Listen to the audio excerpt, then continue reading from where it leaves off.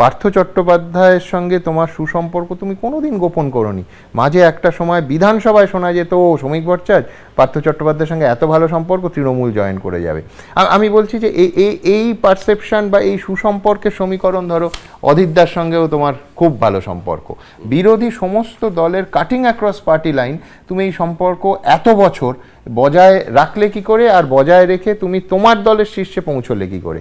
এটাও মানে আমি বলছি এই শিক্ষাটাও তোমার নবীন প্রজন্মকে দেওয়া উচিত।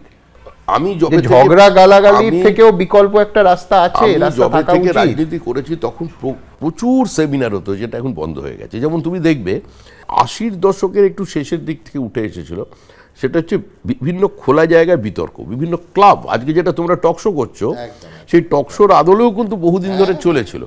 তার অনেক বিতর্ক তো 80-র দশকের প্রথম, তখন আমি সেখানে যেতাম, বিভিন্ন নেতাদের সঙ্গে পরিচয়, অনেক ছোট বয়স থেকে আমি যেতাম। যেমন রবীন দেবের সঙ্গে আমার ঘনিষ্ঠতা সর্বজনবিদিত, সুজন চক্রবর্তী আমার অত্যন্ত ঘনিষ্ঠ সম্পর্ক। কিছু এখনো পর্যন্ত কোনো পুরনো রাজনৈতিক ইতিহাস জানতে গেলে, আমাদেরও কিছু ইতিহাস জানতে গেলে আমি রবীন্দাকে ফোন করি। রবীন্দ্র যে এনসাইক্লোপিডিয়া। আমার সবচেয়ে বড় আমার জীবনের ক্ষতি হচ্ছে সাংবাদিক দেবাশিস ভট্টাচার্য চলে যাওয়া।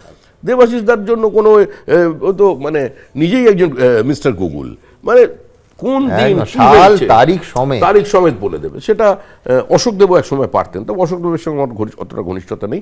তবে রবীন্দ্রার সঙ্গে আছে, রবীন্দ্রার কাছে কোনো বই চাইলে রবীন্দ্র সেই বই দিয়ে দেন।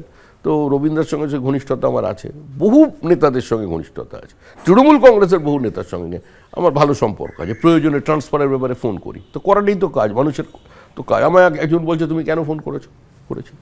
মদন মিত্রের সঙ্গে আমার সম্পর্ক 30 বছরের বেশি। বিজেপির একজন পঞ্চায়েত সদস্য গুলিবিদ্ধ হয়েছে নদিয়া হসপিটালে থেকে নিয়ে যাওয়া হয়েছে। তো যখন নিয়ে গেছে তখন বলেছে আমাদের কিছু করার নিয়ে পিজিতে শিফট করো। তো পিজিতে এসে কি করে, তারপরে এত পুলিশি ঝামেলা, গুলি করেছে সিপিএম, কি করা যাবে? তখন তো যা সবার কাছে মোবাইলও নেই, সেলফোন নেই, মদনদার কাছে ছিল। তো ফোন করেছি, বলছি তুমি কোথায়? আমাকেও জিজ্ঞেস করে যাবো মেয়ে যাবে, তুমি কোথায়? আমি কোথায়, তুমি ছেড়ে দাও না, ভিসাটা দরকার, এটাকে একটা ভর্তি করে দিতেই হবে। তখন বললো আমি তোমার জন্য থাকবো, তুমি আসবে, তোমার আসতে হবে পেশেন্টকে নিয়ে, শুধু ঘরে বসে নেতাগিরি করলে হয় না। আমি বললাম ঘরে বসে নেতাগিরি করবো কি, আমার তো গাড়ি নেই, আমি তো সল্টলেকে থাকি, আর সল্টলেক থেকে পিজি যাওয়া তো মানে দুঃসাধ্য ব্যাপার। তো ওদের বললাম পৌঁছতে, বলে আমি বললাম কতক্ষণ লাগবে? আমি বললাম তাও 1:30-2 বেজে যাবে। বলে ঠিক আছে আমি আছি, আমি দেখব। তা আমি খুব কষ্ট করে এখানে বাড়ি থেকে বেরিয়ে অত রাত্রে দাঁড়িয়ে আছি, কিছুই পাচ্ছি না। তারপরে একজন দেখলাম মোটর সাইকেল নিয়ে যাচ্ছেন, তিনি একটু মোটামুটি ওই তার ফুটপাত বদল হয় মধ্যরাতের মতো অবস্থা। যাই হোক, তারই মোটর সাইকেলে উঠলাম। এর সামনে পিএনবি মোড় আছে, ওখানে গিয়ে একটা ট্যাক্সি পেলাম। ওই ট্যাক্সিতে গিয়ে আমি গিয়ে এসএসকেএমে পৌঁছলাম।